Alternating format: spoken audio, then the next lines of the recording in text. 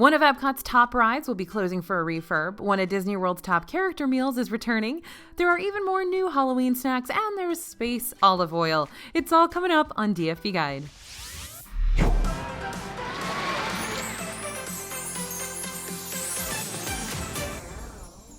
Hey everybody, it's AJ for Disney Food Blog. We've got a whole bunch of restaurant and snack news for you this week, including the announcement that characters will be returning to Chef Mickey's.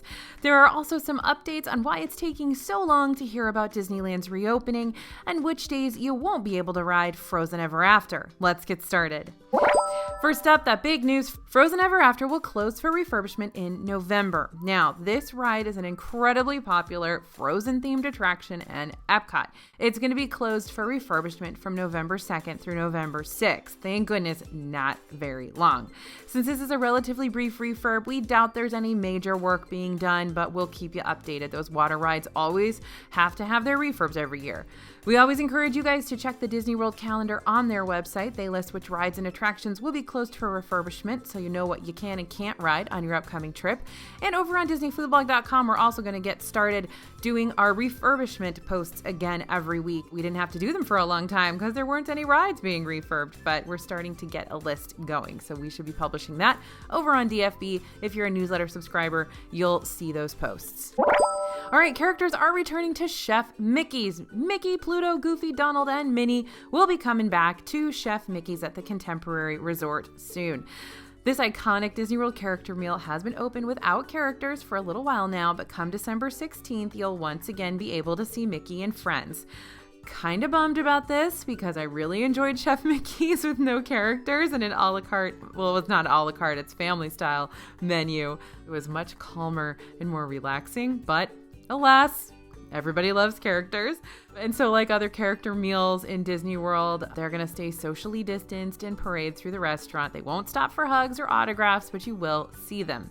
And there will also be a few new menu items added to the family style feast starting December 16th as well. You'll get Mickey's Celebration Pancake at breakfast, which is whipped cream, pancake, celebration sprinkles, shimmering pixie dust, and more. The loaded potato cheese casserole is topped with smoked bacon crumbles and chives. I hope this doesn't replace the cheesy potato casserole because that's awesome. So fingers crossed that that's still at breakfast and this one's just at lunch and dinner. And Goofy's Banana Bread French Toast is going to combine unique flavors of banana bread baked in zesty orange-scented French toast batter, according to Disney. It's going to be topped with espresso mascarpone cream. So keep an eye on that, you guys. If your kids are not a fan of coffee, maybe ask for that cream to be on the side. And toasted bananas and chocolate crumbles as well. Reservations open October 17th for Chef Mickey's with the characters. All right, we've got some construction walls over at It's a Small World. When Magic Kingdom first reopened, there were construction walls surrounding the queue of this ride, and those walls have since come down. But now there are more construction walls surrounding the ride's entrance. The walls cover the full exterior of the ride, though it is still running. We did recently spot a permit to remove and reinstall graphics at the attraction, so it's likely just a quick touch-up. More mini golf is going to reopen soon. Disney's Fantasia Gardens mini golf course has been open since July, and now the Winter Summerland Miniature Golf at Blizzard Beach is going to reopen on November 6th. Fantasia Gardens will be closing the following day, November 7th, through January 31st. And we've got some social distancing sticker news for you. Social distancing stickers have been added to Voyage of the Little Mermaid over there in Hollywood Studios, which has been closed since the park's reopening. And we haven't heard word on a reopening date, but these markers could mean it's happening soon. And additional markers have been added for the Slinky Dog Dash queue, and they stretch all the way back to Animation Courtyard. If you're not familiar with the park, just know that the Animation Courtyard is kind of far from the entrance to Slinky Dog Dash. So cast members we spoke with said that those queue markers have already been put to use as wait times are getting a lot longer. All right, Disney Vacation Club members, this one's for you. DVC members can book through December 25th to save 40% on rooms at Disney Saratoga Springs Resort and Spa for stays most nights October 4th through November 10th and December 13th through December 25th. This offer can be extended to family and friends of DVC members too, as long as members book on their behalf. So if you want to book, call member services at 800-800-9800. All right, let's talk Disneyland. Those reopening guidelines got pushed back. It was a bit of a wild ride this past weekend following news or lack of news coming out of California regarding the theme park's opening. It seemed as though Governor Gavin Newsom was going to issue theme park regulations, and the California Attractions and Parks Association, which includes Disneyland, asked state officials not to finalize theme park reopening plans. Shortly after, Disney Chairman Bob Iger stepped down from California's Economic Recovery Task Force. The state's initial draft reportedly stipulated that individual theme parks can reopen only once their county reaches the least restrictive minimal risk level. They must operate at 25% of attendance capacity and limit visitors to residents living within a 120-mile radius of each theme park. California theme parks have demanded that the state develop more attainable guidelines that allow theme parks to reopen sooner. We'll continue to monitor the situation and let you know of any updates over on DisneyFoodblog.com. Governor Newsom did say that he's going to be stubborn regarding guidelines, so we will see what happens. All right, let's go to restaurant and snack news. The pumpkin cream cheese muffin. I know that sounds boring, but you guys, it's really cool. Just look at it. We've discovered these pumpkin cream cheese muffins at Harambe Fruit Market in Animal Kingdom, and I think they've popped up a couple of other places in Animal Kingdom. And pumpkin and cream cheese seem to go together like peanut butter and jelly, and cast members were raving about this new treat. We loved it too, and it is going pretty quickly. You can try it for $3.99. We've also got a pumpkin cheesecake brownie over at Creature Comforts in Animal Kingdom. This treat is made with a brownie base topped with a dome of creamy pumpkin cheesecake. Plus, it's decorated with fall sprinkles, a green dollop of icing, and chocolate Mickey ears for $5.49. Over at Contempo Cafe at the Contemporary Resort, we've got a monster cupcake, which is a funfetti cupcake filled with candy bar custard, which sounds amazing, topped with purple buttercream and fondant horns, eyes, and mouth for $5.99. That triangle shape is created from more cake, by the way, rather than a huge mound of frosting on top. That's usually what they do at Contempo Cafe. They kind of have a cupcake shaped more like a mountain than like a hill. And so they've got more cake on there than what you would usually get with other cupcakes. But on this one, the filling is what really makes it so amazing. Our taste testers have eaten a lot of cupcakes this season, and they loved this one. All right, candy corn cupcake. P&J's Southern Takeout at Fort Wilderness is home to the adorable candy corn cupcake. Now, it looks fairly standard, right? Vanilla cupcake with buttercream icing, but this cupcake actually has a surprise filling inside made of melted candy corn. For $4.99, this is an adorable and delicious treat. And also over at P&J's Southern Takeout at Fort Wilderness, you've got that strawberry shortcake push pop right now. We haven't seen a push pop for a while. Not really since the Up push pop, I think, when they reopened the Up themed bird show over there. Push pops were having a day in Disney World for a while. We haven't seen them in a while. Anyway, this is called the Frightfully Spooky Strawberry Shortcake Push Pop.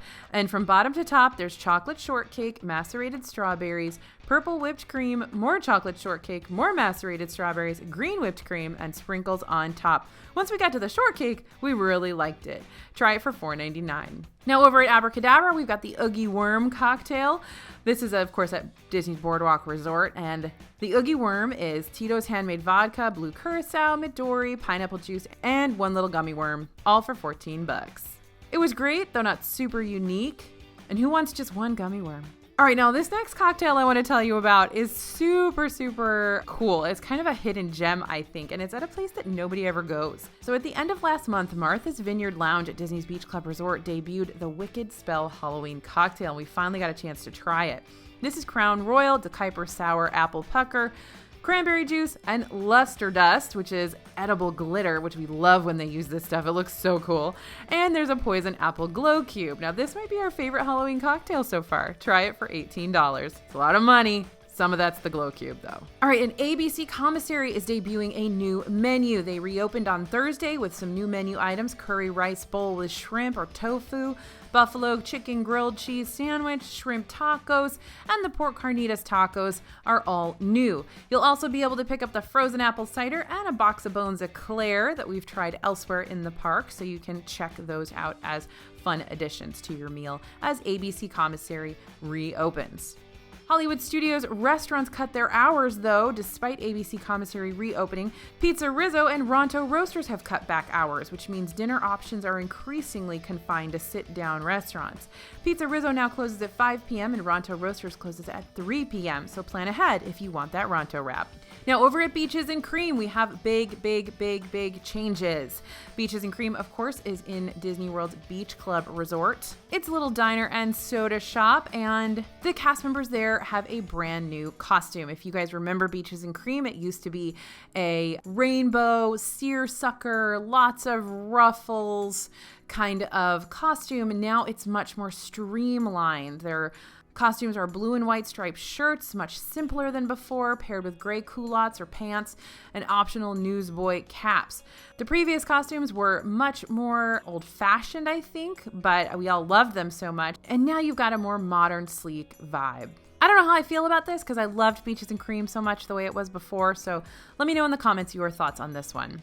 Something else that has changed at Beaches and Cream, by the way, you guys, if you order the kitchen sink sundae right now, you won't get all the pomp and circumstance that usually comes with the kitchen sink sundae. Usually there's sirens going off and they yell around to the whole restaurant that it's the ingredients of the sundae and it's a super big deal. And now there's just nothing. They just bring the sundae to your table, and it's because they are encouraging people who don't have masks on not to yell.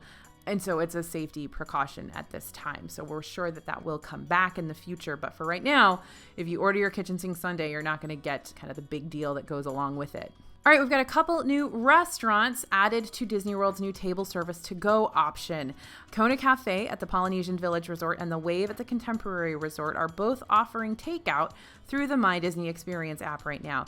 This new program started at Sanaa and Animal Kingdom Lodge Kidani Village, and we hope it expands to more restaurants around the resort. In fact, it seems that Olivia's Cafe at Old Key West will be offering to-go soon. Another Epcot Food and Wine Festival booth has opened. Yup, it opened up yesterday. Based on the booth location and shape, we thought it may be the Chocolate Studio, but surprise, it's waffles. The menu features chocolate and berry topped waffles, pretty much the same ones that we've seen at the Belgium booth for many years. But this is not Belgium, it's literally just waffles and beer, so they just called the booth Waffles. And Lunching Pad has reopened in the Magic Kingdom. This Tomorrowland quick service location is finally open again, serving up slushes and pulled pork sandwiches and that awesome pepper jack warm stuffed pretzel, as well as the cream cheese pretzel. This is the first spot we've seen the pepper jack pretzel return since the reopenings. Cream cheese returned to Hollywood Studios for like a couple of days, but we haven't seen it since then. So if you haven't tried either of these, we highly recommend it.